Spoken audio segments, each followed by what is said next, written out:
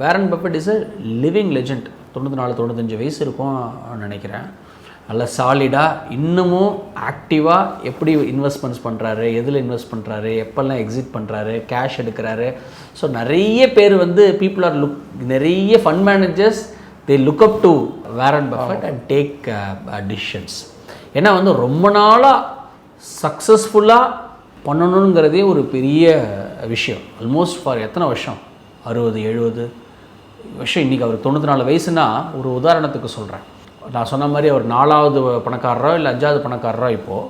But என்ன தெரிஞ்சுக்கணுன்னா, most of the wealth இருக்குல்ல, ஒரு பெரிய பணக்காரன் ஆனது வந்து பார்த்திங்கன்னா 20 வயசுலேயே 30 வயசுலேயே 40 வயசுலேயே இல்லை. அவர் இன்வெஸ்ட்மெண்ட்ஸை 11-12 வயசுலேயே ஸ்டார்ட் பண்ணிட்டாரு.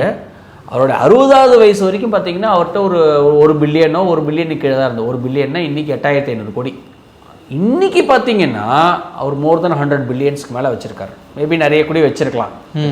ஸோ என்ன தெரிஞ்சுக்கணும் தான், நம்ம most of his wealth has created at the later stage of his life. அப்படின்னா என்னென்னா, சின்ன வயசில் தண்ணி ஊற்றி முதலீடு பண்ணி தொடர்ந்து, நான் தொடக்கத்தில் காட்டுற ஆர்வம் நிறைய பேர் தொடர்ந்து காட்டுறதில்ல. ஒரு தொடர்ந்து காட்டி இன்வெஸ்ட்மெண்ட்ஸையே மெயினாக வச்சு ரெகுலராக கண்டினியூஸாக பண்ணி இன்றைக்கி வந்து ஒரு உலக பணக்கார வரிசையில் இருக்கார்.